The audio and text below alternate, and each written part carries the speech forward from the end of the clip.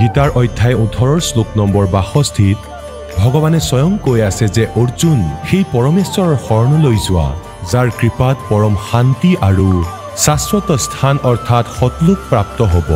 সেই পৰমেশ্বৰ কোন হয়, ক'ত আছে, কেনেকুৱা জানিবৰ কাৰণে নিশ্চয় শুনক জগতগুৰু তত্ত্বদৰ্শী সন্ত ৰামপাল দেৱ মহাৰাজৰ অমৃত বচন। সৰ্বপবিত্ৰ ধৰ্ম পবিত্ৰ শাস্ত্ৰৰ আধাৰত এই ব্ৰাহ্মণ ঋষিসকলৰ পৰা যি জ্ঞান জনতাই পালে সেইটো ফাইনেল বুলি ধৰিছে। কিহৰ ভিত্তি? যে এওঁলোকে সংস্কৃত ক'বলৈ জানে, সংস্কৃত পঢ়ে আৰু সদগ্ৰন্থও সংস্কৃততেই আছে। আৰু এই সকলো ঋষি মহৰ্ষিসকলে কয় যে আমি বেদৰ আধাৰতে আপোনালোকক এই সকলো জ্ঞানৰ তথ্য দি আছো যে বেদত এনেকৈ লিখা আছে। গতিকে সকলো জনতাই স্বীকাৰ কৰিলে যে এওঁলোক ডাঙৰ বিদ্বান পুৰুষ, সংস্কৃত ভাষা জানে আৰু তেওঁলোকে হয়তো সঠিক পঢ়িছে। গতিকে সেই অজ্ঞানীসকলে আজিলৈকে সেই ঢোলেই পিটি আছে। এতিয়া সদগ্ৰন্থবোৰ যাৰ ভিত্তিত তেওঁলোকে আমাক জ্ঞান প্ৰদান কৰিছিল যে পুৰাণত তেনেকৈ লিখা আছে, বেদত তেনেকৈ লিখা আছে, গীতাত তেনেকৈ লিখা আছে, আজি সেয়া আমি স্বয়ং পঢ়ি আছো। তেওঁলোকে যি লোক বেদ দন্ত কথা শুনাই থৈছিলে সেয়া ভুল জ্ঞান শুনাই ৰাখিছিল, ইয়াৰ একেবাৰে বিপৰীত হয় আজি সদগ্ৰন্থৰ জ্ঞান।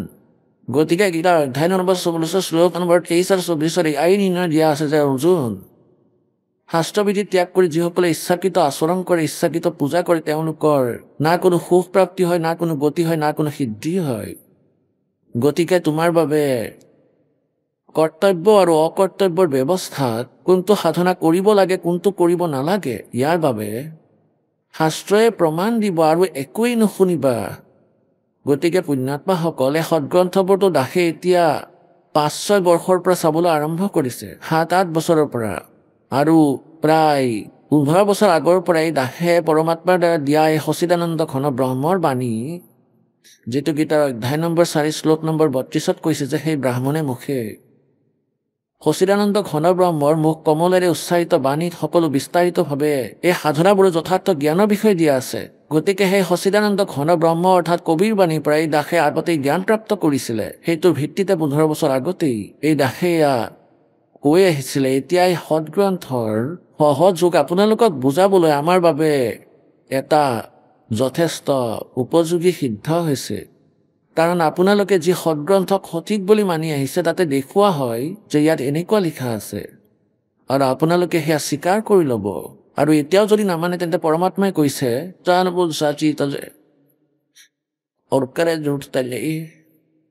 তাকি সংগতি প্ৰভু সপন ৰবিনাথী, ইয়াৰ আমাৰ প্ৰয়োজনে নাই। যি চকুৰে দেখিও বিৰোধিতা কৰি আছে যে এনেকুৱা নহয়, আমি নামানো, তেনেহ'লে সেয়া ভক্তিযোগ্য নহয়, কৰ্মহীন প্ৰাণী হয়। এতিয়া ব্ৰহ্মা, বিষ্ণু, মহেশ আৰু সৎযুগৰ ঋষিসকলৰ কোনো জ্ঞান নাছিলে, বেদ জ্ঞান নাছিলে। আৰু যদি বেদ জ্ঞানেই নাছিলে তেন্তে একো জ্ঞানেই নাছিল তেওঁলোকৰ। চতুৰ্বেদী, ত্ৰিবেদী, দ্বিবেদী, এইসকল ব্ৰাহ্মণ প্ৰজাতিৰ মানুহসকল কিমান মনোযোগী আছিলে, কিমান প্ৰযত্ন কৰিছিলে, চাৰিও বেদক কণ্ঠস্থ কৰি লৈছিলে। তেওঁলোকক চতুৰ্বেদী কোৱা হৈছিল, মৌখিক মুখস্থ কৰি লৈছিলে। আৰু 2খন বেদক কণ্ঠস্থ কৰিছিল যদি তেওঁলোকক কোৱা হয় দ্বিবেদী। আৰু 3খন বেদক কণ্ঠস্থ কৰাটো যাৰ ডিউটি আছিলে তেওঁলোকক ত্ৰিবেদী বুলি কোৱা হৈছিল। তেওঁলোকৰ কৌশৰ কোনো ধাৰণাই নাছিলে আৰু কৈ কি আছিলে, কেৱল আবৃত্তি কৰিছিলে, তেওঁলোকে কেৱল মুখস্থ কৰিছিলে। এতিয়া আপোনালোকক এইটো কনচেপ্ট ক্লিয়াৰ কৰি দিওঁ যে ব্ৰহ্মা, বিষ্ণু,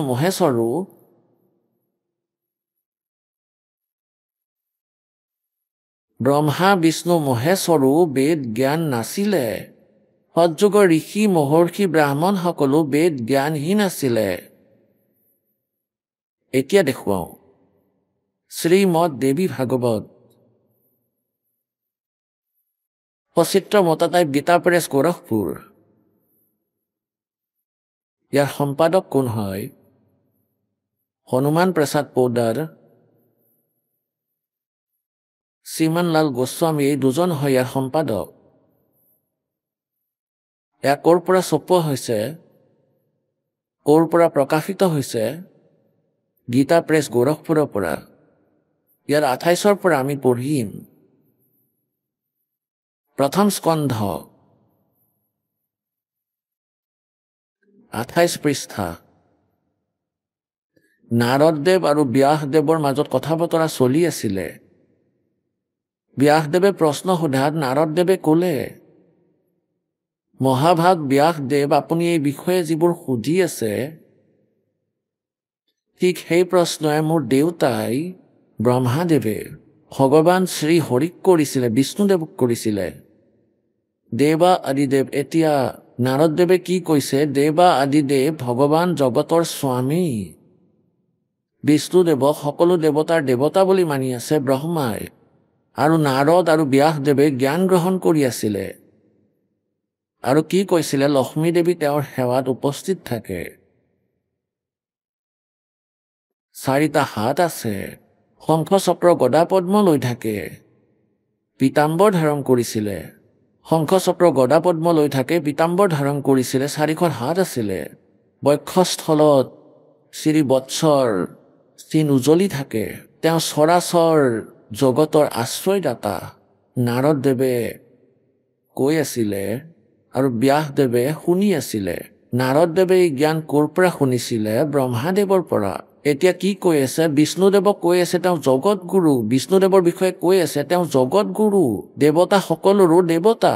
এনেকৈ জগত প্ৰভু ভগৱান শ্ৰী হৰিয়ে মহান তপ কৰি আছিলে। মহান তপ অৰ্থাৎ ঘোৰ তপ কৰি আছিলে। তেওঁৰ সমাধি হৈ গৈছিল। এইটো দেখি মোৰ পিতৃ ব্ৰহ্মাদেৱ বহুত আশ্চৰ্য হ'ল।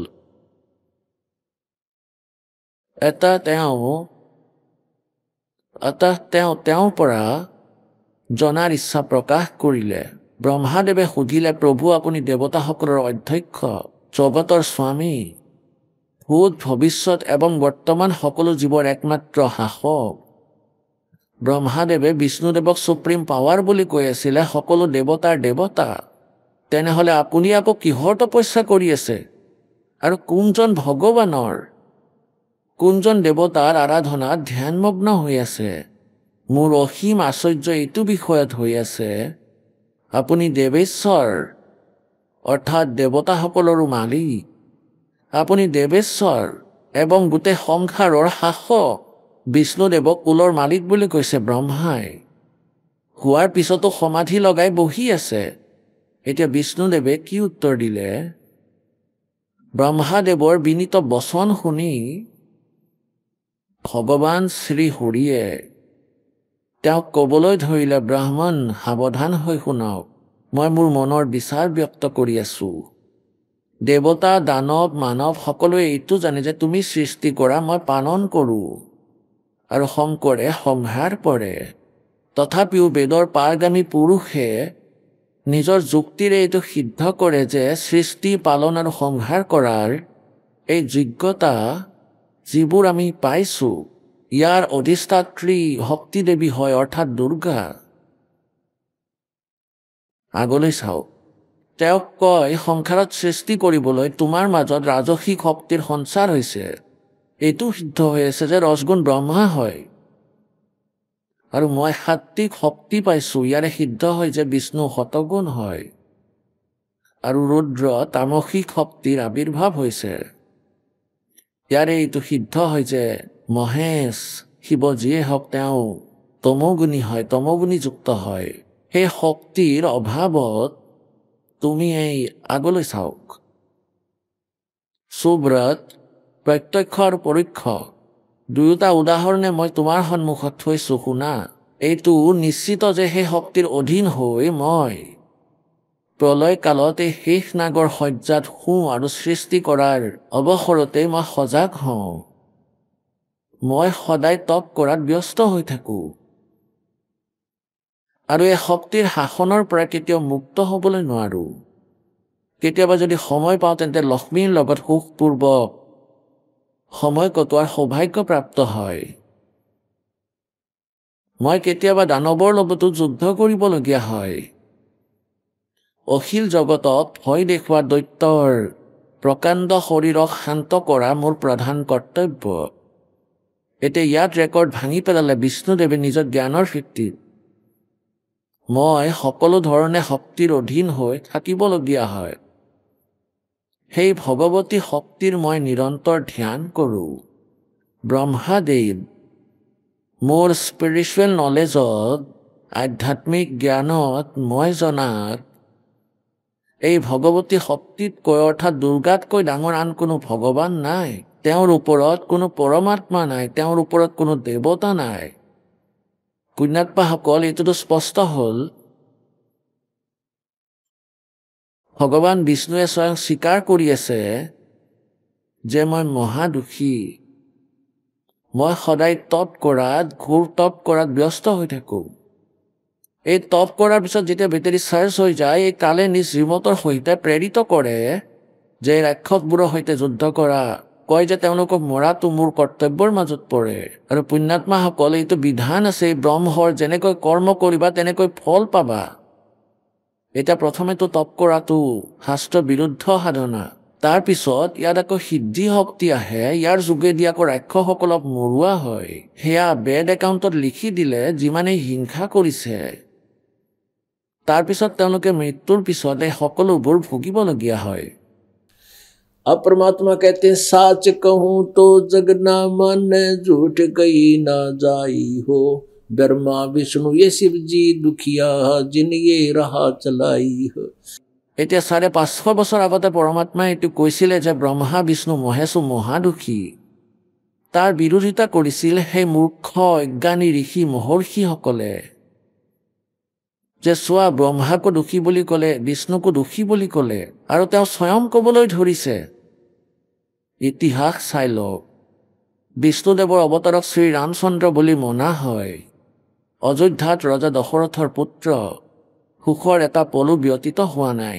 গোটেই জীৱনটো চকু ফুৰাই চাই লওক। সৰু বয়সতে তেওঁৰ বিবাহ হৈ গ'ল। বিবাহ হোৱাৰ লগে লগে তেওঁৰ বনবাস হৈ গ'ল। বনবাসত সীতাক উঠাই লৈ গ'ল। 12 বছৰলৈকে বনবাস ভোগ কৰিলে। তাৰপিছত সীতাক ৰাৱণৰ কবলত আকৌ যুদ্ধ আৰম্ভ হ'ল। কোটি কোটি মানুহ মৰিলে। তাৰপিছত সীতাক পৰীক্ষা দিবলৈ জুইত বহালে যে যদি তুমি জ্বলি গৈছা তেনেহ'লে তুমি কলংকিত, আৰু যদি জ্বলি নোযোৱা তেনেহ'লে তুমি পবিত্ৰ। এই পৰীক্ষা ল'লে হাজাৰ হাজাৰ মানুহৰ সন্মুখত শ্ৰীৰামে ওৰফে বিষ্ণুদেৱে সীতাক ঘৰত উভতাই আনিলে পবিত্ৰ বুলি জানি। আৰু এজন ধোবীয়ে কোৱাৰ লগে লগেই তেওঁক আকৌ ঘৰৰ পৰা উলিয়াই দিয়া হ'ল যে তুমি অপবিত্ৰ। এতিয়া তেওঁ স্বয়ং ৰজা। তেওঁৰ পৰিয়াল নাজানে ক'ত জংঘলত আছে। এতিয়া পুণ্যাত্মাসকল, যাৰ পুত্ৰ আৰু পত্নী বেলেগ ক'ৰবাত আছে, তেওঁ নাজানে যে তেওঁলোক কোনটো অৱস্থাত আছে। সেই ব্যক্তিজন সুখী হ'ব পাৰে জানো? কেৱল লোক লাজত তেওঁ বহি আছে আৰু আজীৱন কষ্ট সহ্য কৰি তেওঁ শেষতো পুত্ৰ আৰু পত্নীৰ বিয়োগত, কোৱা হয় সৰজু নদীৰ ভিতৰত জল সমাধি ল'ব লগা হৈছিল শ্ৰী বিষ্ণু ভগৱান ওৰফে শ্ৰী ৰামচন্দ্ৰই। শ্ৰীকৃষ্ণৰ জীৱনেই চাই লওক। জন্মৰ পৰাই জেলত জন্ম হৈছিল। মামা শত্ৰু হৈ গ'ল। কেতিয়াবা জৰাসিন্ধৰ লগত যুদ্ধ, কেতিয়াবা চানুৰ লগত, কেতিয়াবা কাৰোবাৰ লগত, নাজানো কিমান জীৱন ব্যৰ্থ হৈছিল। এনেকৈ যুদ্ধ কৰোঁতে গ'ল। আৰু অন্তত শ্ৰীকৃষ্ণৰ সন্মুখতে গোটেই যাদৱ কুল নিজৰ মাজতে যুদ্ধ সৃষ্টি কৰি মৰি গ'ল। আৰু স্বয়ং শ্ৰীকৃষ্ণদেৱৰ ভৰিত বিষাক্ত কাঁড় লগাত তেওঁ মৃত্যুবৰণ কৰিছিলে। গতিকে ইয়াৰ পৰাই 3-4টা কথা একেবাৰে ক্লিয়াৰ হৈ গ'ল যে না ব্ৰহ্মাৰ জ্ঞান, তেওঁ বিষ্ণুদেৱক সৰ্বেশ্বৰ বুলি কৈছিলে, না বিষ্ণুদেৱৰ জ্ঞান, তেওঁ দুৰ্গাক সুপ্ৰিম পাৱাৰ, সকলোতকৈ ডাঙৰ ভগৱান বুলি আখ্যা দিছে। এতিয়া দুৰ্গাই কি ক'লে? এতিয়া বিষ্ণু ভগৱানেতো কয় যে মই জানো দুৰ্গাতকৈ ওপৰত কোনো শক্তি নাই, কোনো মালিক নাই, কোনো ভগৱান নাই। আৰু দুৰ্গাই কয়, ৰজা হিমালয়ক উদ্দেশ্য কৰি কয় যে হে ৰাজন, মোৰ পূজাও নকৰিব, এয়াও মুক্তিদায়ক নহয়। তুমি কেৱল এক ব্ৰহ্মৰ পূজা কৰা, তেওঁৰ ওম নাম হয়, তেওঁ ব্ৰহ্মলোকত থাকে, নাথিং এলছ। এতিয়া পুণ্যাত্মাসকল, পৰমাত্মাৰ এই বাক্য, এই অমৃত বাণী, 3 लोक और भवन चतुर्दश कोई नहीं सत्संगी। 3 লোক আৰু 14 ভৱনত ক'লে যে এজনো সৎসংগী নাই, এজনো যথাৰ্থ জ্ঞানৰ সৈতে পৰিচিত নহয়। এই বাণীক সিদ্ধ কৰিবলৈ এই ঢেৰ প্ৰমাণ আপোনালোকৰ সন্মুখত প্ৰস্তুত কৰা হৈছে। আৰু তেতিয়াই অজ্ঞানৰূপী এন্ধাৰ আপোনাৰ হৃদয়ৰ পৰা দূৰ হ'ব, আৰু ইয়াৰ কোনো বিকল্প নাই। এতিয়া সহজ সৰল আত্মা যিসকলে এই নকল সন্তৰ দন্ত কথা শুনি আছে তেওঁলোকে কয় এওঁলোকৰ কোনো সন্ত হ'ল নেকি যিসকলে কিতাপ দেখুৱাই আছে সন্তসকলেতো ধাৰাবাহিক বচন কৰে এই ধাৰাবাহিকসকলক বিনাশ কৰি দিছে গোটেই বহাই দিছে আৰু এতিয়া অলপ দিনতেই চাই ল'ব যদি এই গ্ৰন্থৰ দাসৰ আৱশ্যকতা নাই আপোনালোকক দেখুৱাবলৈ তেন্তে মোৰনো কিহৰ প্ৰয়োজন আছে মোৰতো কণ্ঠস্থ মালিকৰ দয়া হৈ আছে পৰমাত্মাৰ এই সদগ্ৰন্থবোৰৰ আগতে এই জ্ঞান আছিলে যি সদগ্ৰন্থ আজি আপোনালোকক দেখুৱাই আছো এই সদগ্ৰন্থবোৰৰ পৰা আহৰণ কৰা নাই এই জ্ঞান সেয়া সূক্ষ্ম বেদৰ পৰা গ্ৰহণ কৰিছিলে সচিদানন্দ ঘন ব্ৰহ্মৰ বাণীৰ পৰা প্ৰাপ্ত আছিলে গতিকে আপোনালোকক এই সদগ্ৰন্থ দেখুৱাবলগীয়া হৈছে যাতে আপোনালোকে এই দাসৰ বচনত বিশ্বাস কৰিব পাৰে যে যি কৈ আছো সেই গোটেইখিনিয়ে সত্য আৰু তেতিয়াহে আপোনালোকৰ হৃদয়ে পৰমাত্মাক অন্তৰেৰে অতুত শ্ৰদ্ধা কৰিবলৈ ধৰিব তেতিয়া আৰু কোনেও লৰচৰ কৰাব নোৱাৰে নহ'লেতো এই কালৰ দূতে আপোনালোকক ক'ৰবাত নহয় ক'ৰবাত বিভ্ৰান্ত কৰিবই যদি আপোনালোকৰ স্বয়ং জ্ঞান নহয় গতিকে এতিয়া দুৰ্গাই কি কয় এনেতো মই আপোনালোকক ভাৰ্বেলি কৈছো যে ইয়াত দুটা কথা আছে দুৰ্গাই হিমালয়ক ক'লে যে মোৰ পূজা এৰি দিয়া সেই ব্ৰহ্মৰ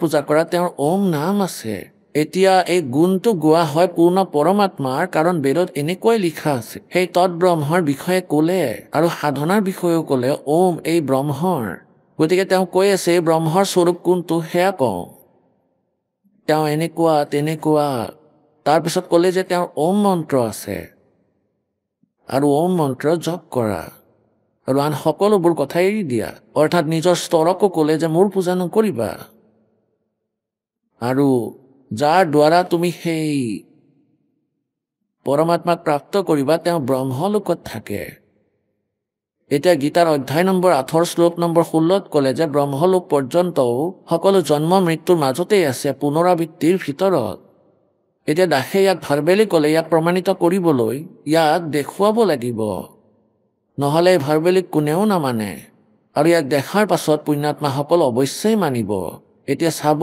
এই 7 নম্বৰ স্কন্ধ 562 পৃষ্ঠাত আৰু এই সংক্ষিপ্ত দেৱী ভাগৱত দেৱীৰ দ্বাৰা হিমালয়ক জ্ঞানোপদেশ আৰু ব্ৰহ্মস্বৰূপৰ বৰ্ণনা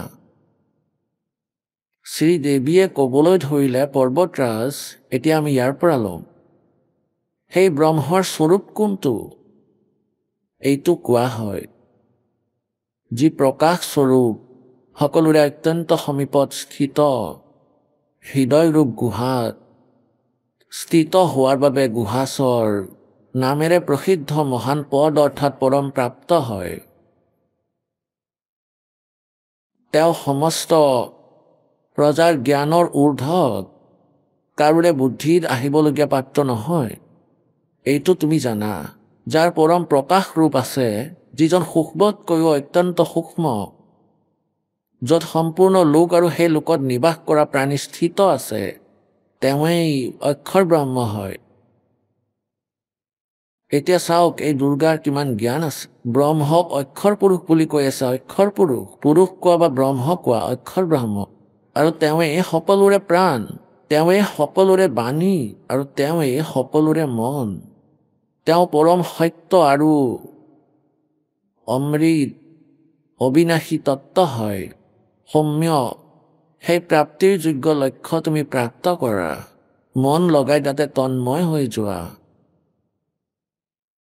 সৌম্য উপনিষদত কথিত মহান অস্ত্ৰৰূপ হনু লৈ তাতে উপাসনাৰ দ্বাৰা তীক্ষ্ণ কৰা বাণৰ সন্ধান কৰা আৰু তাৰ পিছত ভাৱপূৰ্ণ চিত্তৰ দ্বাৰা সেই বাণক টানি সেই অক্ষৰ ৰূপ ব্ৰহ্মাকে লক্ষ্য বনাই লক্ষ্য ভেদ কৰা অক্ষৰ ৰূপ ব্ৰহ্মকেই আৰু মন্ত্ৰ দিয়া আছে তাৰ পিছত ওম ধনুষ হয় প্ৰণৱ ওম ধনুষ হয় জীৱাত্মা বান হয় ব্ৰহ্মক ইয়াৰ লক্ষ্য বুলি কোৱা হয় অৰ্থাৎ জীৱাত্মা জীৱসকলে ওমৰহে জপ কৰে ব্ৰহ্মপ্ৰাপ্তিৰ উদ্দেশ্য থাকিব লাগে সেই একমাত্ৰ পৰমাত্মাক জানিব লাগে বাকী আন সকলোবোৰ এৰিব লাগিব অৰ্থাৎ কোনো সাধনা কৰিব নালাগে, মোৰো কৰিব নালাগে, সকলো এৰি দিয়া। ইয়াৰ দ্বাৰা এয়াই সিদ্ধ হয়। সেই একমাত্ৰ পৰমাত্মাৰ সাধনা কৰক, আন সকলো বেলেগ বস্তু এৰি দিয়ক। এয়াই একমাত্ৰ অমৃত ৰূপ পৰমাত্মাৰ ওচৰলৈ যোৱা দলং। সংসাৰ সমুদ্ৰ পাৰ হৈ অমৃত স্বৰূপ পৰমাত্মাক প্ৰাপ্ত কৰাৰ এয়াই একমাত্ৰ সুলভ সাধন হয়। এই পৰমাত্মাৰ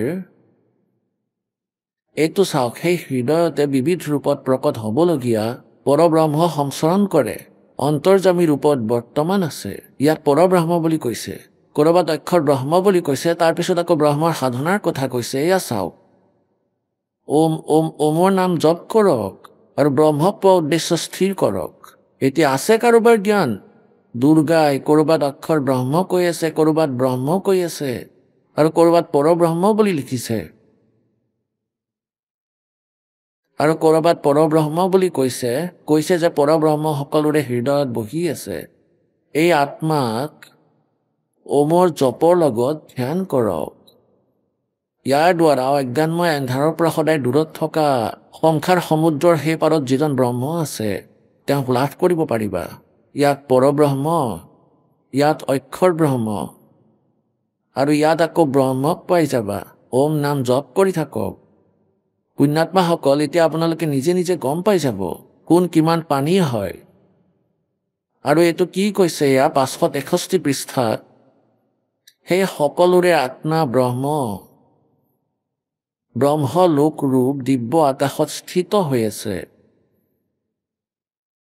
কৈছে তেওঁ ব্ৰহ্মলোকত থাকে।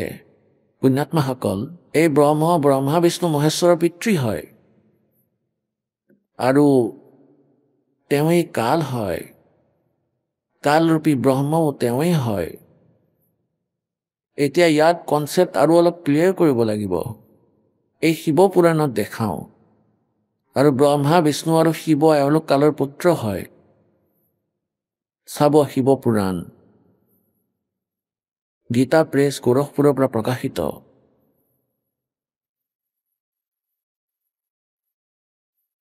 হনুমান প্ৰসাদ পোদ্দাৰ ইয়াৰ সম্পাদক হয়, আৰু গীতা প্ৰেছ গোৰখপুৰৰ পৰা এয়া মুদ্ৰিত হয়, প্ৰকাশকো এয়াই হয়, গীতা প্ৰেছ গোৰখপুৰ।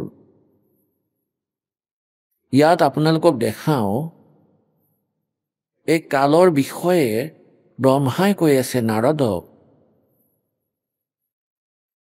এয়া ৰুদ্ৰ সংহিতা 101 পৃষ্ঠাত ব্ৰহ্মাদেৱে কৈছিলে তেওঁ নিজৰ গোটেই অংগত ভস্ম সানি থৈছিলে। সেই কালৰূপী ব্ৰহ্মই এটা সময়তে শক্তি অৰ্থাৎ দুৰ্গাৰ নাট নহয়, শিৱলোক নামৰ ক্ষেত্ৰৰ নিৰ্মাণ কৰিছিলে, যি সকলোতকৈ ওপৰত বিৰাজমান। তেওঁলোক প্ৰিয়া আৰু প্ৰিয়তম অৰ্থাৎ স্বামী স্ত্ৰীৰ ৰূপত শিৱ আৰু শক্তি আৰু শিৱ তাত বসবাস কৰিছিলে। এই দুৰ্গা কোন হয় এয়া চাওক। সেই কাল যি হয় তেওঁক নিৰাকাৰ বুলি কোৱা হয় যে তেওঁ সন্মুখত কেতিয়াও নাহে। আকৌ তেওঁ ভগৱান সদাশিৱৰ ৰূপত, শিৱৰ ৰূপত নিজৰ মূৰ্তি আকাৰৰ বৰ্ণনা কৰিলে, আকাৰ বনালে।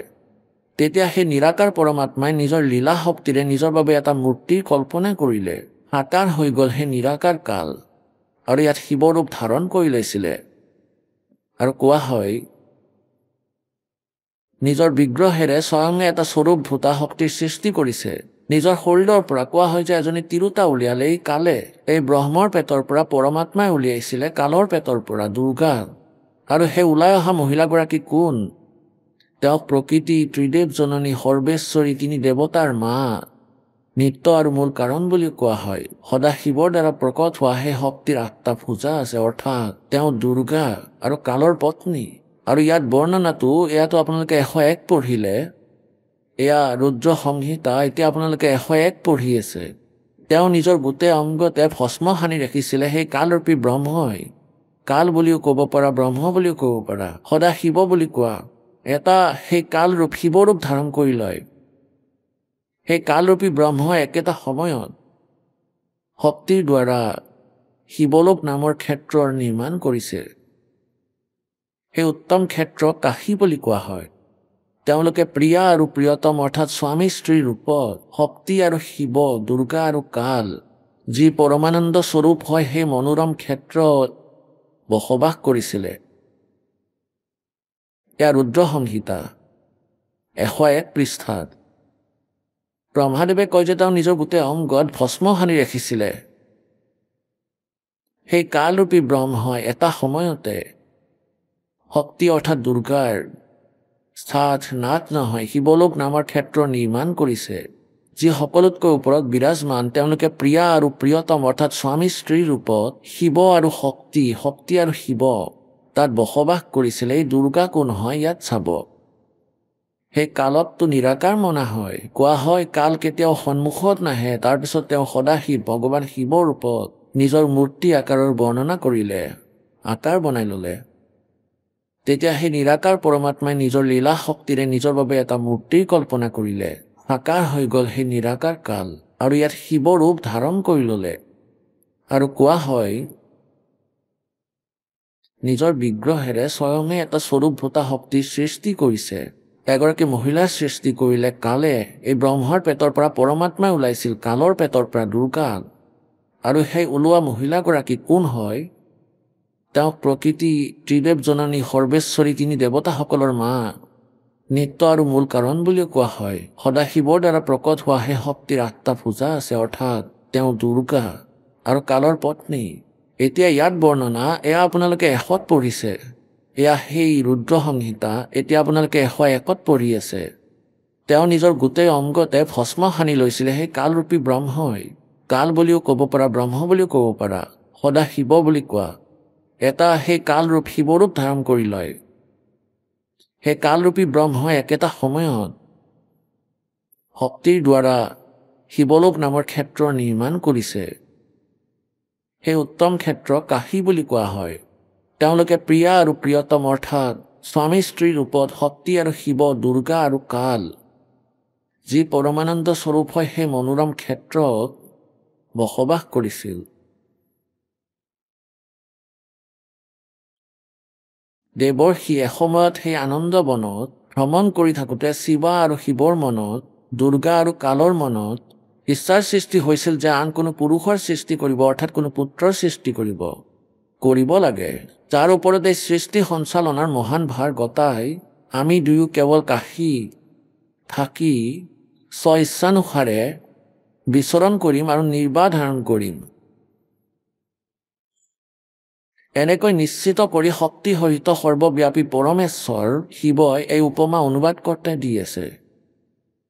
এনেকৈ নিশ্চিত কৰি শক্তি সহিত শিৱই দুৰ্গা আৰু কালে স্বামী স্ত্ৰীৰ ব্যৱহাৰ কৰিলে। নিজৰ বাওঁফালৰ 10 নম্বৰ অংগত অমৃত ঘঁহি দিলে। তাৰ পিছত তাৰ পৰা এজন পুৰুষৰ সৃষ্টি হ'ল, এজন বালকৰ সৃষ্টি হ'ল। এয়া চাব 102 পৃষ্ঠাত। ৰুদ্ৰ সংহিতা আৰু সংক্ষিপ্ত শিৱ পুৰাণ 102 পৃষ্ঠাত তললৈ আহক। তেতিয়া সেই শিৱই ক'লে, যি বালকৰ সৃষ্টি হ'ল তাক ক'লে, পুত্ৰ ব্যাপক হোৱাৰ বাবে তোমাৰ নাম বিষ্ণু বুলি বিখ্যাত হ'ল। এতিয়া কালৰ পুত্ৰ হয় সদ্গুণ বিষ্ণু। আকৌ ব্ৰহ্মাদেৱে কয়, এয়া হয় অধ্যায় নম্বৰ 6 শেষ হ'ল, 7 নম্বৰ আৰম্ভ হৈছে। ব্ৰহ্মাদেৱে ক'লে, দেৱৰ নাৰদক কৈ আছে নিজৰ পুত্ৰ ব্ৰহ্মাই। তাৰপিছত কল্যাণকাৰী পৰমেশ্বৰ সাম্ব শিৱই কালে দুৰ্গাৰ সংযোগত আগৰ দৰে প্ৰয়ত্ন কৰি যেনেকৈ বিষ্ণু উৎপন্ন কৰিছে, মুখ সুঅংগৰ যোগেদি সৃষ্টি কৰিছে। এতিয়া পুণ্যাত্মাসকল ইয়াত এয়া অনুবাদ কৰ্তাই খেলি মেলি কৰি দিছে যে ভগৱান শিৱৰ পৰা শিৱৰ উৎপত্তি কেনেকৈ কৰিলে। কিন্তু কোৱা হয় সত্যটো এনেই, এদিন নহয় এদিন ওলাই পৰে, ইয়াক কোনেও লুকাব নোৱাৰে। এতিয়া দেখুৱাইছোঁ চাব 9 নম্বৰ অধ্যায়ত সেই ৰুদ্ৰ সংহিতা। এয়া ৰুদ্ৰ সংহিতা আৰু পৃষ্ঠা নম্বৰ 110। এয়া চাওক, ইয়াৰ 9 নম্বৰ অধ্যায়ৰ শেষত এই প্ৰকাৰে ব্ৰহ্মা, বিষ্ণু আৰু ৰুদ্ৰই তিনি দেৱতাসকলৰ মাজত গুণ আছে। ৰসগুণ ব্ৰহ্মা, সদ্গুণ বিষ্ণু, তমগুণ শিৱদেৱ। কিন্তু শিৱ গুণাতীত বুলি মনা হৈছে। এইটোৰ দ্বাৰা প্ৰমাণ হয় যে ব্ৰহ্মা, বিষ্ণু, মহেশতকৈ এই শিৱ কালৰূপী ব্ৰহ্ম এওঁ পৃথক, এওঁ তেওঁলোকৰ পিতৃ। এতিয়া ইয়াৰ কনচেপ্ট ইয়াত ক্লিয়াৰ হৈ গ'ল। বিদ্ধেশ্বৰ সংহিতা আৰু সংক্ষিপ্ত শিৱপুৰাণ পৃষ্ঠা নম্বৰ 24, 25 আৰু 26 ব্ৰহ্মা বিষ্ণু মহেশ্বৰৰ এবাৰ যুদ্ধৰ সৃষ্টি হৈ গ'ল। তেতিয়া কালৰূপী তেখেতসকলৰ পিতৃয়ে তেওঁলোকৰ মাজত এটা লিংগ অৰ্থাৎ স্তম্ভ, ইয়াক লিংগ বুলিও কোৱা হয়। এইটো সেই লিংগ হয় যাক পূজা কৰা হয়, আৰু যিসকলে নিৰৰ্থক কথা কয় তেওঁলোকে কয় এইটো লিংগ নহয়। এই ব্ৰহ্মা বিষ্ণু মহেশ্বৰৰ মাজত এটা স্তম্ভ থিয় কৰাই দিলে, তেজময়, যাৰ দ্বাৰা তেওঁলোকৰ যুদ্ধৰ অন্ত পৰিল। তাৰপিছত এই কাল শিৱৰ ৰূপত প্ৰকট হ'ল। তাৰপিছত এই দুয়োজনৰ লগত বাৰ্তা কৰে। ব্ৰহ্মা আৰু বিষ্ণুৱে সুধিলে, প্ৰভু, সৃষ্টি আদি 5টা কৃত্যৰ লক্ষণ কি? এয়া আমাক দুয়োজনকে কওক। ভগৱান শিৱই ক'লে, মোৰ কৰ্তব্যক বুজি পোৱাটো অত্যন্ত গহীন হয়, তথাপিও মই কৃপাপূৰ্বক তোমালোকক তেওঁৰ বিষয়ে কৈ আছো।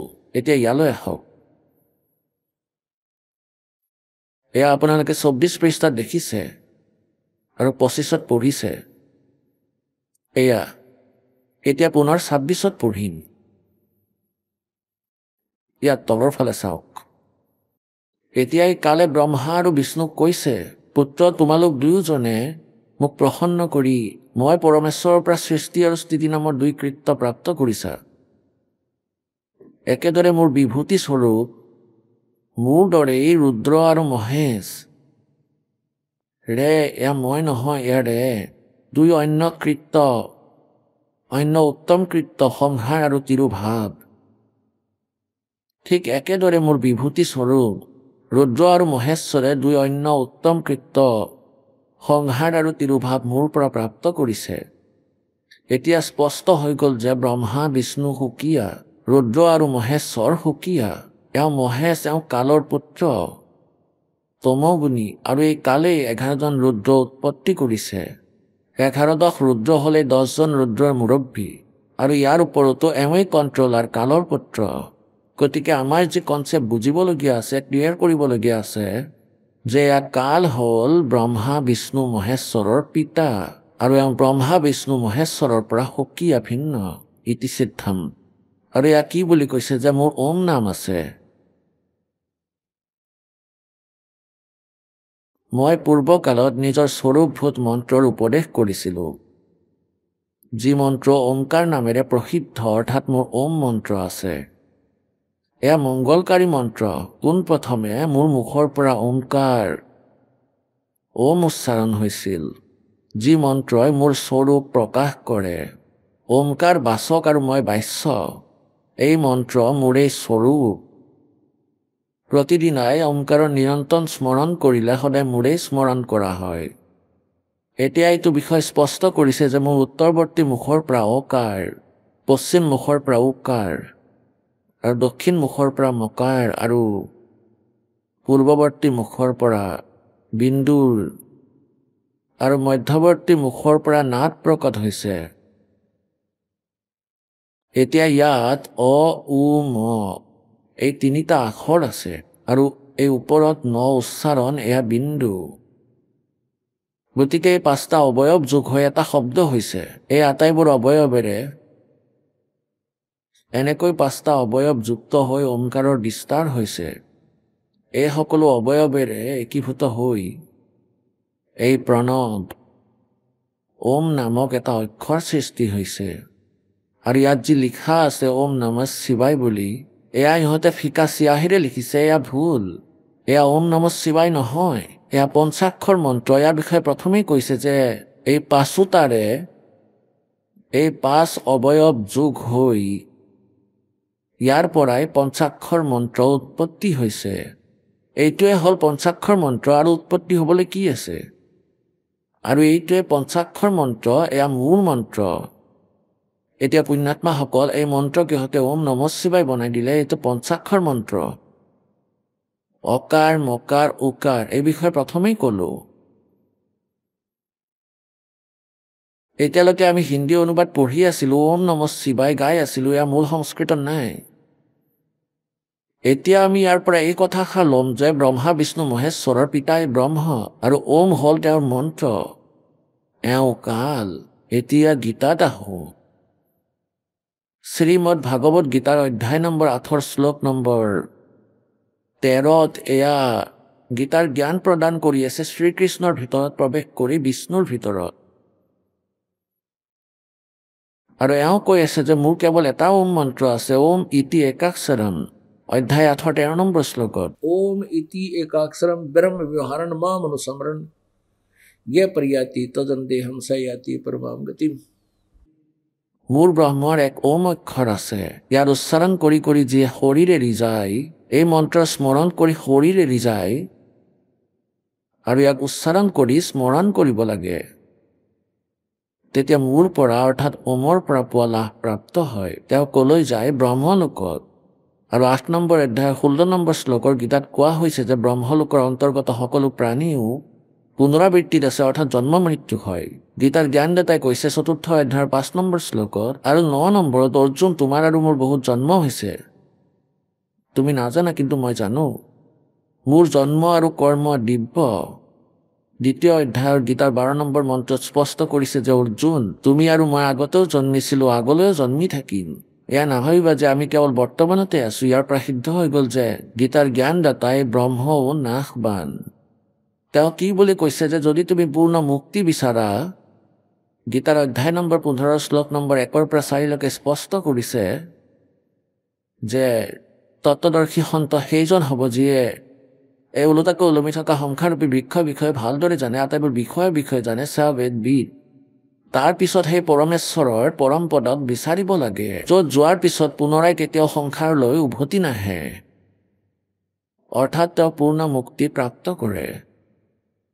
আৰু যিজন পৰমেশ্বৰে সমগ্ৰ ব্ৰহ্মাণ্ড ৰচনা কৰিছে, ময়ো তেওঁৰেই শৰণত আছো, তেওঁৰেই সাধনা কৰিব লাগে। নিজৰ সাধনাকো ত্যাগ কৰি আছে। ব্ৰহ্মই কৈছে মোৰো সাধনা নকৰিবা, কেৱল সেইজনৰ সাধনা কৰা।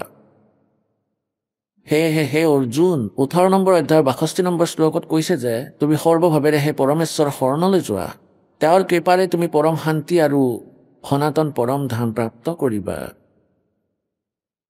এতিয়া পুণ্যাত্মাসকল, পৰমাত্মাৰ এই বাক্য, এই অমৃত বচন 3 लोक और भवन चतुर्दश कोई नहीं सत्संगी। কোনো সত্যৰ সৈতে পৰিচিত নহয়, বেদ জ্ঞানৰ সৈতেও পৰিচিত নহয়। এতিয়া সত্য যুগৰ ব্ৰাহ্মণৰ কিমান জ্ঞান আছিলে তেওঁ আৰু কয়, এনেতো বুদ্ধিমানৰ বাবেতো সংকেতেই যথেষ্ট।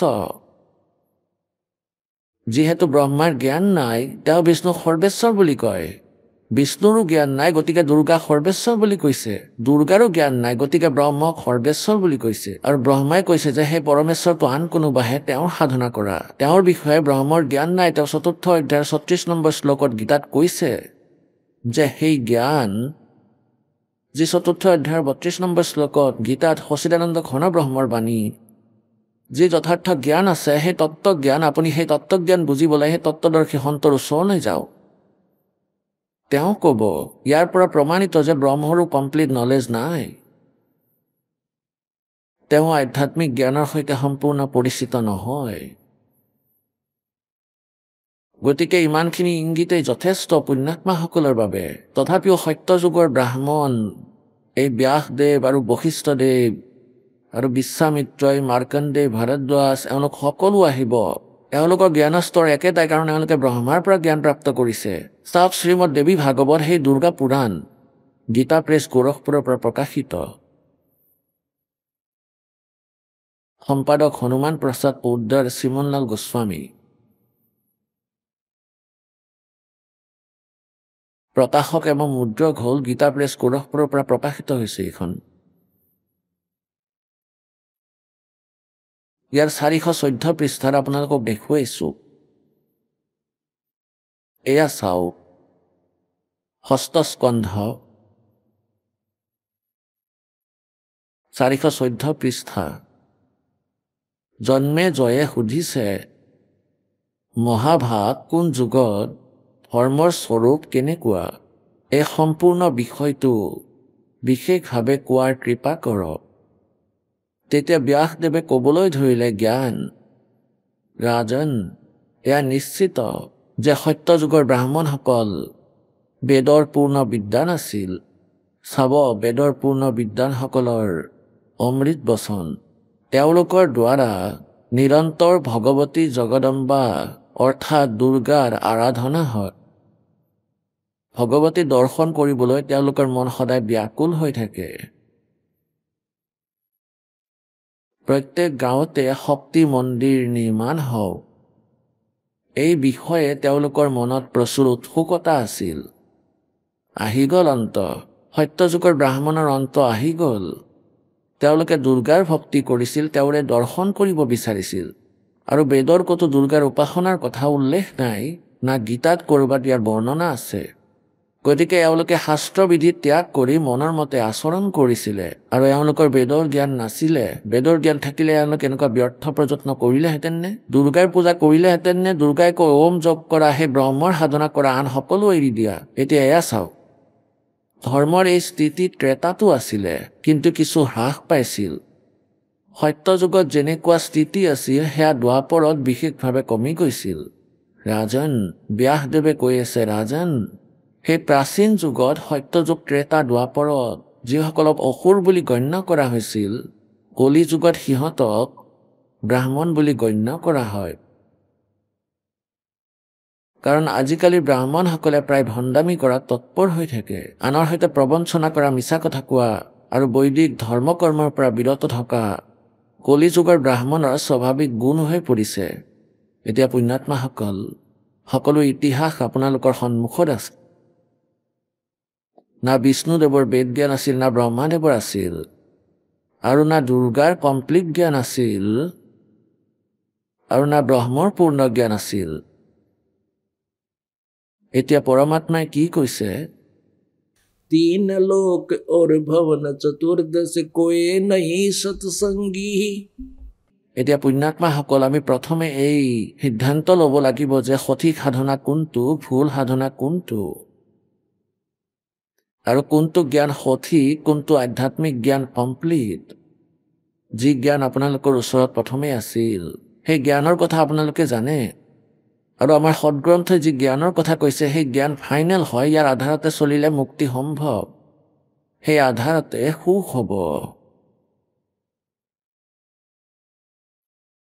এতিয়া পুণ্যাত্মাসকল, যোৱাকালিও আপোনালোকক কৈছিলোঁ যে পৰমেশ্বৰক পোৱা, মুক্তি প্ৰাপ্ত কৰা কোনো কঠিন কাম নহয়। এয়া আটাইতকৈ সহজ কাম, এয়া আটাইতকৈ ইজি জব। আপোনালোকে এই কথা বিশ্বাস কৰিব লাগিব যে যি সাধনা এই দাসে কৈ আছে, এয়া সত্য। এয়া মহা কঠিন কাম। এয়া মহা কঠিন কিয় হৈ পৰিছে? কাৰণ পৰমাত্মাই কয়, नो मन सूत उलझिया ये ऋषि रहे झक मारे। सतगुरु ऐसा सुलझा दे भाई उलझे न दूजी बार। गुरु बिन काहू न पाया ज्ञान जो थो था बुस छड़े किसाना। गुरु बिन वेद पढ़े जो प्राणी समझे न सार रहे अज्ञानी। এতিয়া কি কয় যে গুৰু বুলি কোৱা অথবা সৎগুৰু কোৱা, এতিয়া গুৰু, এই অজ্ঞানীসকলেও গুৰু পদ প্ৰাপ্ত কৰি প্ৰসিদ্ধ হৈ পৰিছে। সেয়েহে পৰমেশ্বৰক বুজাবলৈ এই সৎগুৰু শব্দৰ উপমাৰ আৱশ্যকতা হৈছে। সেইবাবে সৎগুৰু শব্দটোক সেই পৰম সন্তৰ লগত জড়িত কৰাটো অনিবাৰ্য, কাৰণ ভুৱা গুৰু বহুত হৈ গৈছে। अन्यथा गुरु शब्दों यथेष्ट यदि ज्ञान सटीक है। अब क्या बताते परमात्मा के सतगुरु बिन काहू न पाया ज्ञान जो था वो छड़े किसाना। और सतगुरु बिन वेद पढ़े जो प्राणी और समझे न सार रहे अज्ञानी। पुण्यात्मा सकल परमेश्वर कबीरदेवर बाहिरे আৰু তেওঁৰ সৈতে যিসকলৰ সম্পৰ্ক হৈছে, সাক্ষাৎকাৰ হৈছে, যিসকল মহান আত্মাৰ সৈতে পৰমাত্মাই লগ কৰিছে, ইয়াত আহি নিজ গুণৰ আধাৰত প্ৰভু ইয়ালৈ আহে, যেনেকুৱা বেদত বৰ্ণিত আছে, এনেকুৱা লীলা কৰে। সেই মহাপুৰুষসকলক এৰি আদৰণীয় ধৰ্মদাস চাহেবদেৱ, আদৰণীয় নানক চাহেবদেৱ, আদৰণীয় মলুক দাস চাহেবদেৱ, আদৰণীয় দাদু চাহেবদেৱ, আদৰণীয় চুৰাণীৰ গৰীব দাস চাহেবদেৱ, হাৰিয়ানাৰ জজ্জৰ জিলাৰ অন্তৰ্গত চুৰাণী গাঁও, সেই গৰীব দাস চাহেবদেৱ আৰু খেখৰাৰ খিচা দাস চাহেবদেৱ ইউপিৰ। আহক আমি এতিয়া সেই শ্ৰদ্ধালুসকলৰ অনুভৱবোৰ জানো, যিসকলে জগতগুৰু তত্ত্বদৰ্শী সন্ত ৰামপাল দেৱ মহাৰাজৰ পৰা দীক্ষা প্ৰাপ্ত কৰিছে তথা তেওঁৱেই কোৱা ভক্তি মাৰ্গ এওঁলোকে অৱলম্বন কৰি আছে। নমস্কাৰ ছাৰ, নমস্কাৰ ছাৰ। ছাৰ কি নাম আপোনাৰ? পংকজ সাক্সেনা। পংকজ আপুনি ক'ৰ পৰা আহিছে? দিল্লীৰ সোনিয়া গান্ধী কেম্প। পংকজ আপুনি সন্ত ৰামপালদেৱ মহাৰাজৰ পৰা নাম দীক্ষা কেতিয়া ল'লে? 14/4/2011। পংকজ সন্ত ৰামপালদেৱ মহাৰাজৰ পৰা নাম দীক্ষা লোৱাৰ আগতে আপুনি কিবা ভক্তি সাধনা কৰিছিলনে? হয়, কৰিছিলোঁ। বাবা হৰদেৱ সিং মহাৰাজৰ সাধনা কৰিছিলোঁ। নিৰংকাৰী হয় তেওঁৰ লগত প্ৰায় 8 বছৰ জড়িত হৈ আছিলোঁ। তাত মই বহুত বেছি ভক্তি কৰি থাকিলোঁ কিন্তু মই লাভ পোৱা নাছিলোঁ। সেৱাদাৰো হৈ গৈছিলোঁ কিন্তু মোৰ শাৰীৰিক সমস্যা কিছুমান আছিল, যেনে কঁকালৰ বিষ, মোৰ সেয়া ভাল হোৱা নাছিল। মই তাত এই সেৱা কৰিছিলোঁ যে আমাক এযোৰ কাপোৰ দিয়া হৈছিলে পুলিচৰ দৰে, সেয়া পিন্ধি মই তাত সকলো ভক্তৰ সেৱা কৰিছিলোঁ। পেণ্ডেলবোৰ ইফাল সিফাল কৰা আৰু মেটসমূহ পাৰা আৰু কিবা কিবি কাম, এইবোৰ সেৱাই মই তাত কৰিছিলোঁ। ভাণ্ডাৰাবোৰত যেনে ধৰক লংগৰ লাগিছে, এই ধৰণৰ সেৱাই কৰিছিলোঁ তাত। তাৰপিছত মই আশুতোষ নামৰ এজন মহাৰাজ আছে, তেওঁৰ পৰা মই নাম দীক্ষা উপদেশ ল'লোঁ লাভ পাম বুলি ভাবি। তেওঁ ক'লে যে বিনা নিত বজায় নিশ্চিন্ত বাজে ঘণ্টা শংখ নগাৰীৰে। তেওঁ ক'লে যে পৰমাত্মাক তোমাৰ নিজৰ শৰীৰৰ ভিতৰতেই দেখা পাবা। মই ক'লোঁ যে ঠিক আছে ভাই, দেখাই দিয়ক। তেওঁ এনেকৈ মোক কাণ বন্ধ কৰিব ক'লে আৰু ক'লে যে তুমি এতিয়া ইয়াৰ ভিতৰত শুনা পাবা। মই সেয়া প্ৰায় 1.5-2.5 ঘণ্টা বহি থাকিলোঁ আৰু তাৰ ভিতৰত যেতিয়া চালোঁ তেতিয়া মই পোহৰ দেখা পালোঁ, বহুত তীব্ৰ পোহৰ দেখা পালোঁ আৰু পোহৰ দেখা পাইছিলোঁ নীলা হালধীয়া আছিলে। মই সেয়া দেখি ভাবিলোঁ যে তেওঁৱেই পৰমাত্মা। তাৰপিছত লাহে লাহে প্ৰায় আমি 1.5 ঘণ্টা অথবা 2 ঘণ্টা, প্ৰায় 1 ঘণ্টা সদায় কৰিছিলোঁ এই সাধনা। যেতিয়া আমি টাইম পাইছিলোঁ তেতিয়া আমি এই কাম সদায় কৰিছিলোঁ। তাৰপিছত মোৰ ভৰিখন ফুলিব ধৰিলে, গাঁঠিত ইয়াত গাঁঠিবোৰ ফুলিব ধৰিলে। ফুলি যোৱাৰ কাৰণে মই ভালদৰে কাম কৰিব পৰা নাছিলোঁ। আকৌ ক'লে যে তোমাৰ এই সমাধি ভাল, পৰমাত্মাই তোমাক সদায় দেখে। কিন্তু তাৰপিছতো মোৰ সমস্যা ভাল নহ'ল, বাঢ়ি গৈয়ে থাকিল। ভৰিৰ বিষ। তাৰপিছত আশুতোষ মহাৰাজৰ যি শিষ্য আছিল তেওঁৰ ওচৰলৈ গৈ মই সুধিলোঁ যে মোৰ এই ভৰিত বিষ হয়।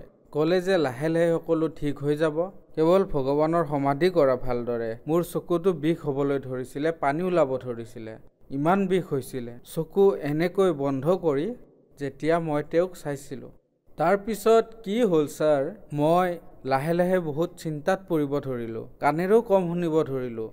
এই অৱস্থাৰ বাবে মই বহুত চিন্তাত পৰি গৈছিলোঁ। তেন্তে ছাৰ আপুনি সন্ত ৰামপালদেৱ মহাৰাজৰ শৰণলৈ কেনেকৈ আহিল? ছাৰ, এটা চেনেল আছে, তাত সন্ত ৰামপালদেৱ মহাৰাজৰ সৎসংগ চলি আছিল। সন্ত ৰামপালদেৱে কৈ আছিলে যে যিসকল মোৰ শিষ্য হয় তেওঁৰ তাত 24টা সিদ্ধি আহি যায়, এই প্ৰথম নাম উপদেশ যিয়ে লৈ লয়। সন্ত ৰামপালদেৱে এই শব্দ কৈছিলে যে সোহম নাম যি আছে ধ্ৰুৱ আৰু প্ৰহ্লাদেও পাৰ কৰিব নোৱাৰিলে, গতিকে তুমি কেনেকৈ পাৰ কৰিবা? তাৰপিছত মই ভাবিলোঁ যে সোহম নামটোতো ময়ো পাইছোঁ। আশুতোষ মহাৰাজদেৱে কৈছিলে বাহিৰলৈ এৰা, হম ভিতৰলৈ নিয়া। এয়াই সোহম হৈ গ'ল, ভগৱানৰ নাম হৈ গ'ল। এনেকুৱা কৰি কৰি মই ক'লোঁ যে আমিওতো এনেকুৱা নাম জপে কৰোঁ, ধ্ৰুৱ প্ৰহ্লাদেই যদি পাৰ কৰিব পৰা নাই আমি কেনেকৈ পাৰিম? ভাবিলোঁ যাওঁ এওঁলোকৰ ওচৰলৈ এবাৰ চাই লওঁ কিনো কথা। তাৰপিছত এবাৰ দুবাৰ সৎসংগ শুনাৰ পিছত কি দেখিলোঁ, সাধনা চেনেলত ব্ৰহ্মা বিষ্ণু মহেশ্বৰক সন্ত ৰামপালদেৱে কৈ আছে যে তেওঁলোক অজয় অমৰ অবিনাশী নহয়, তেওঁলোকো নাগবান হয়, তেওঁলোকো মানে পূজাৰ যোগ্য নহয়, পূৰ্ণ পৰমাত্মা নহয় যিয়ে তোমালোকৰ সংকটক নিবাৰণ কৰিব পাৰিব। তেতিয়া মই ভাবিলোঁ যে কেনেকুৱা সন্ত এওঁ, ব্ৰহ্মা বিষ্ণু মহেশ্বৰকতো আজিলৈকে আমি পূজা কৰি আহিছোঁ, এওঁ আকৌ কেনেকুৱা সন্ত, যাওঁচোন এবাৰ লগ কৰি আহোঁ। সতলোক আশ্ৰম জিলা হিছাৰ বৰৱালালৈ গ'লোঁ। তাত সন্ত ৰামপালদেৱ মহাৰাজৰ পৰা উপদেশ ল'লোঁ। তেতিয়া মোৰ এনেকুৱা লাগিল যে মোৰ শৰীৰত যেন 1000 টন বোজা আছিল। আগতে বহুত ওজন থকা যেন লাগিছিল, এনেকুৱা লাগিছিল যেন হঠাতে কিবা আঁতৰিল। যেতিয়াই গুৰুদেৱৰ ওচৰলৈ গ'লোঁ, গুৰুদেৱে আশীৰ্বাদ দিলে। তেতিয়া মই এনেকুৱা অনুভৱ কৰিলোঁ যেন মোৰ শৰীৰটো বহুত পাতল অনুভৱ কৰিলোঁ, একেবাৰে ফুল এটাৰ নিচিনা। পংকজ, আপুনি সন্ত ৰামপালদেৱ মহাৰাজৰ পৰা নাম দীক্ষা লোৱাৰ পিছত কিবা লাভপ্ৰাপ্ত কৰিলেনে? হয়, মই বহুত ডাঙৰ লাভ প্ৰাপ্ত কৰিছোঁ। সেই লাভ এনেকুৱা আছিল, শাৰীৰিক সমস্যা মানে মই যেতিয়া অন্য গুৰুসকলক পূজা কৰিছিলোঁ, মোৰ ভৰিখনো বেয়া হৈ গৈ আছিলে লাহে লাহে। কাণেৰেও কমকৈ শুনিব ধৰিছিলোঁ।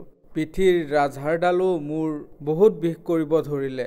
বহি বহি 2-2.5 ঘণ্টা পুৱা গধূলি কৰাৰ কাৰণে। তাৰপিছত মই যেতিয়া সন্ত ৰামপালদেৱ মহাৰাজৰ পৰা উপদেশ ল'লোঁ, তেতিয়াৰ পৰাই মই ছাৰ বহুত সুখী হ'লোঁ। কোনো বিষ নাই। এতিয়া চশমাও নিপিন্ধোঁ, আগতে চশমা পিন্ধিব লাগিছিলে। এতিয়া চশমাও খুলিলোঁ সন্ত ৰামপালদেৱ মহাৰাজৰ দয়াত, আৰু সকলো সুখ পাইছোঁ। ছাৰ, মই আগতে বহুত গৰীব আছিলোঁ আৰু আৰ্থিক স্থিতি বহুত দুৰ্বল আছিলে। মই ভগৱানক পাবলৈ ব্যাকুল আছিলোঁ। তাৰপিছত পৰমাত্মা সন্ত ৰামপালদেৱ মহাৰাজৰ লগত যেতিয়া জড়িত হ'লোঁ, তেতিয়াৰ পৰা মই সকলো সুখ পাইছোঁ। ছাৰ, মোৰ পত্নীৰ এখন ভৰিত বিষ হৈছিলে। যেতিয়া বিষ হ'ল তেতিয়া প্ৰথমে ছফদৰগঞ্জ হস্পিটালত দেখুৱালোঁ। তাৰপিছত এইমছত দেখুৱাত তেওঁলোকে ক'লে যে ইয়াৰ পৰীক্ষা কৰিব লাগিব। পৰীক্ষা কৰাত তেওঁলোকে ক'লে যে ভৰিখন ফুলি ডাঙৰ হৈ উঠিছে, গতিকে এতিয়া অপাৰেশ্যন কৰিব লাগিব। তেতিয়া মোৰ ৱাইফে মানুহজনীয়ে ক'লে যে মই অপাৰেশ্যন নকৰাওঁ, অপাৰেশ্যন। এতিয়া গুৰুদেৱকে প্ৰাৰ্থনা জনাম, সন্ত ৰামপালদেৱ মহাৰাজক প্ৰাৰ্থনা জনাম, ঠিক হওক বা নহওক। যেতিয়া তেওঁক প্ৰাৰ্থনা জনালে, তেতিয়া সেইফালৰ পৰা আদেশ আহিলে যে মালিকে দয়া কৰিব। মালিকে দয়া কৰিব বুলি কোৱাত ভাল পালোঁ। তাৰপিছত প্ৰায় 1-2 মাহমান পিছত যি সেই ভৰি ফুলা আছিলে, গমেই নাপালোঁ ক'লৈ গ'ল। এতিয়া তাই একেবাৰে সুস্থ, সুৰক্ষিত, বিনা অপাৰেশ্যনেৰে সন্ত ৰামপালদেৱ মহাৰাজৰ দয়াত ঠিক হৈ গ'ল। পংকজ, আপুনি কৈছে যে আপুনি নিৰংকাৰী পন্থত 8 বছৰলৈকে আছিলে, তাত সেৱাদাৰ হৈও আছিলে। তাৰপিছত আপুনি আশুতোষ মহাৰাজৰ ওচৰলৈ গ'ল, তাত 5 বছৰ আছিলে আৰু ইমানেই মেডিটেশ্যন কৰিলে যে শৰীৰো অসুস্থ হ'ল। আপুনি ভগৱানক পাব বিচাৰিছিলে, কিয় পাব বিচাৰিছিলে? ভগৱানক মই সেইবাবে পাব বিচাৰিছিলোঁ, মই সৰু থাকোঁতে আমাৰ গাঁৱত শ্ৰীকৃষ্ণ লীলা পাতিছিলে।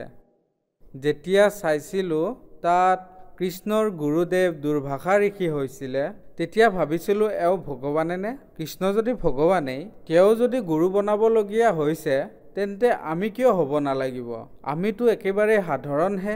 প্ৰথমে আমিহে গুৰু বনাব লাগে। তেতিয়া মোৰ গুৰু বনোৱাৰ বহুত বেছি ইচ্ছা মোৰ মনৰ ভিতৰত উৎপন্ন হ'ল। তেতিয়া মই গাঁৱতেই নিৰংকাৰী গুৰুদেৱক পালোঁ। তাৰপিছত তেওঁক গুৰু বনালোঁ। তাৰপিছত আশুতোষক গুৰুদেৱ বনালোঁ। তাৰপিছত যেতিয়া মই পূৰ্ণ পৰমাত্মা সন্ত ৰামপালদেৱ মহাৰাজক দেখিলোঁ, জানিলোঁ, তেতিয়াহে মই সন্তুষ্টি পালোঁ। গতিকে মই এতিয়া আন কাকোকে গুৰু বনাব নিবিচাৰোঁ। পংকজ, আপুনি কৈছে যে আপোনালোকৰ গাঁৱত কৃষ্ণলীলা হৈছিলে, তাত আপুনি কৃষ্ণক দেখিলে আৰু গুৰু দুৰ্ভাষাকো দেখিলে। তাৰ পৰা আপুনি প্ৰেৰণা পালে যে ভগৱানৰে গুৰুগুণৰ আৱশ্যকতা আছে, গতিকে আমিও গুৰু বনাব লাগে। তাৰ পৰাই আপোনাৰ ভগৱানক পোৱাৰ ইচ্ছা প্ৰকট হ'ল। তেন্তে কি সন্ত ৰামপালদেৱ মহাৰাজৰ শৰণলৈ অহাৰ পিছত ভগৱানক পালেনে? হয় ছাৰ, মই ভগৱানক পালোঁ। ছাৰ, এনেকুৱা ভগৱানক পালোঁ যে এওঁ পূৰ্ণ পৰমাত্মা। এয়া শাস্ত্ৰ অনুসাৰে কৰা ভক্তি হয়। এই শাস্ত্ৰবিধি আমাৰ যি গুৰুদেৱ আছে, যি পূৰ্ণ পৰমাত্মা আছে, তেওঁ পঢ়ি পঢ়ি শুনায়। পূৰ্ণ গুৰু যি হয়, তেওঁ শাস্ত্ৰৰ জ্ঞান দিয়ে। যিজন নিৰংকাৰী আছিলে, তেওঁ নিজৰ মনৰ মতেহে নাম দিছিলে, যিটো শাস্ত্ৰত ক'তোৱে প্ৰমাণ নাই। আৰু যিজন আশুতোষ আছিল, তেওঁ কি কাম কৰিলে? এটা শব্দক 2টা ভাগত ভাগ কৰি দিলে। বাহিৰলৈ এৰা, হাম ভিতৰলৈ নিয়া। এয়া কোনো মন্ত্ৰ নহয়, এয়াতো কবিৰ সাগৰৰ পৰা চুৰ কৰা মন্ত্ৰহে। সতনামটো কিবা বেলেগ হয়, এয়া কেৱল সন্ত ৰামপালদেৱ মহাৰাজেহে ক'ব পাৰিব তাৰ বিষয়ে, আৰু এই পৃথিৱীৰ আন কোনেও ক'ব নোৱাৰে। পংকজ, আপুনি নিৰংকাৰী পন্থত 8 বছৰলৈকে আছিলে। আশুতোষ মহাৰাজৰ লগত আপুনি 5 বছৰ ভক্তি সাধনা কৰিলে। প্ৰায় 13 বছৰ ধৰি আপুনি গুৰুৰ শৰণত আছিলে। তাৰপিছত আপুনি এই সকলোবোৰ বাদ দি সন্ত ৰামপালদেৱ মহাৰাজৰ শৰণলৈ আহিল। সমাজত এটা ধাৰণা এইটোও আছে যে গুৰু সলনি কৰিব নালাগে। তথাপিও আপুনি গুৰু সলনি কৰিলে আপোনাৰ হিচাপত আপুনি ঠিকে কৰিলেনে হয় ছাৰ মই মোৰ হিচাপত ঠিকেই কৰিছোঁ শাস্ত্ৰত প্ৰমাণ আছে যেতিয়ালৈকে সত্য গুৰু নোপোৱা তেতিয়ালৈকে 10-20-50টা গুৰু বনাব পাৰা মানে সঁচা গুৰু যেতিয়ালৈকে নোপোৱা তেতিয়ালৈকে গুৰু চেঞ্জ কৰি থকা তাত একো পাপ নালাগে এতিয়া আমি আন গুৰুক গুৰু বনোৱাৰ প্ৰয়োজন নাই পূৰ্ণ পৰমাত্মা সন্ত ৰামপালদেৱ মহাৰাজেই মোৰ গুৰু হয় ছাৰ আপুনি কৈছে যে এতিয়া সঁচা গুৰু পাইছে তেন্তে কি আগতে আপুনি যি ভক্তি সাধনা কৰিছিলে যেনে আশুতোষ মহাৰাজ অথবা নিৰংকাৰী পন্থ আছে বাবা হৰদেৱ সিং আছে এওঁলোক কি সঁচা গুৰু নাছিল এওঁলোক মিছলীয়া গুৰু আপুনি কেনেকৈ ক'ব পাৰে যে এওঁলোক মিছলীয়া গুৰু মই এই কাৰণে ক'ব পাৰোঁ কাৰণ এওঁলোকে শাস্ত্ৰ বিধি অনুসৰি সাধনা নিদিয়ে এওঁলোকে বেলেগ শাস্ত্ৰৰ কথা কয় যেনে এখন চাইকেলৰ চকা যদি তুমি চাইকেলত এটা চকা লগাই চলোৱা তেন্তে তুমি কেনেকৈ চলাব পাৰিবা চাইকেলৰ দুয়োটা চকা জইন কৰিলেহে চলিব তেওঁলোকে সতনামৰ বিষয়েও পৰমাত্মা সন্ত ৰামপালদেৱ মহাৰাজেহে ক'ব পাৰিব এয়াতো কেৱল এটাহে তাৰ পৰা চুৰ কৰা নাম হয় আৰু সেইটোৱে ভাঙি চিঙি আধা ভিতৰলৈ নিয়া আৰু আধা বাহিৰলৈ পেলাই দিয়া বুলি কৈ থাকে গতিকে এয়া ভুল এওঁলোক ভগৱানৰ ৰোষত পৰি আছে পংকজ আপুনি কি নিচাও কৰিছিল নেকি হয় ছাৰ মই নিচা কৰিছিলোঁ মই বিড়ি খাইছিলোঁ আৰু তাম্বাকুও খাইছিলোঁ কেতিয়াবা সম্পৰ্কীয় যদি ঘৰলৈ আহে মই তেতিয়া মদো খাইছিলোঁ গতিকে মই ইমানবোৰ সাধনা কৰাৰ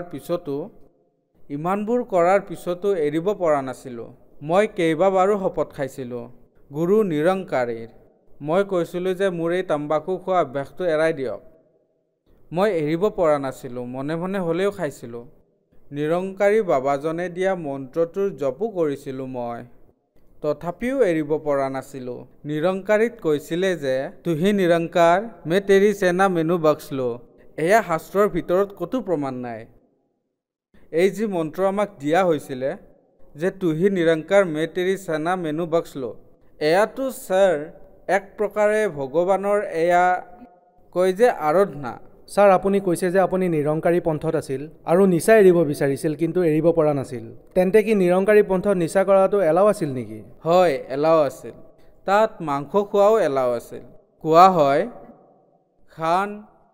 খান পান সিৰ্ফ তন কে খাতিৰ ৰুহ সে কোই সম্বন্ধ নেহি তাত মাংসও খাব পাৰে আৰু নিচাও কৰিব পাৰে তাত কৰিব নোৱাৰে য'ত সৎসংগ চলি থাকে পিছত সকলো কৰিব পাৰে তেতিয়া মই এয়া ভাবিলোঁ যে এওঁলোকে নিচাও কৰে আৰু বেলেগ জন্তুৰ মাংসও খায় তো এওঁলোকে কেনেকৈ ভগৱানক প্ৰাপ্ত কৰিব পাৰিব সেইবাবে মই এৰি দিলোঁ তেন্তে কি সন্ত ৰামপালদেৱ মহাৰাজৰ শৰণলৈ অহাৰ পিছত আপুনি নিচা কৰিব এৰিলেনে হয় ছাৰ সন্ত ৰামপালদেৱ মহাৰাজৰ পৰা যেতিয়াই উপদেশ ল'লোঁ উপদেশ দিয়াৰ পিছত মোক ক'লে যে এইবোৰ তুমি কৰিব নোৱাৰা তেতিয়া মই ভাবিলোঁ যে ভাই মই ইমান দিনে চেষ্টা কৰিও এয়া এৰাব পৰা নাছিলোঁ আৰু এবাৰ চেষ্টা কৰি চাওঁ তেতিয়া ভগতদেৱে ক'লে যে চেষ্টা কৰিবা নাখাবা মই ক'লোঁ ঠিক আছে সন্ত ৰামপালদেৱ মহাৰাজৰ পৰা উপদেশ লৈ অহাৰ পিছত যেতিয়া মোৰ খোৱাৰ বাবে ইচ্ছা গৈছিলে তেতিয়া মই প্ৰথম মন্ত্ৰ মাতিবলৈ আৰম্ভ কৰি দিওঁ আৰু যেতিয়া আৰম্ভ কৰোঁ তেতিয়া সেই নিচা মোৰ ওচৰলৈ নাহিছিল এতিয়া যদি কোনোবাই বিড়ি চিগাৰেট তাম্বাকু খাই মোৰ ওচৰলৈ আহে মই বহুত বেয়া গোন্ধ পাওঁ আগতেতো ভাল পাইছিলোঁ কিন্তু এতিয়া বহুত বেয়া গোন্ধ পাওঁ ছাৰ এতিয়া মই এনেকৈ মোৰ নিচাৰ অভ্যাস এৰিব পাৰিলোঁ ধন্যবাদ ছাৰ ধন্যবাদ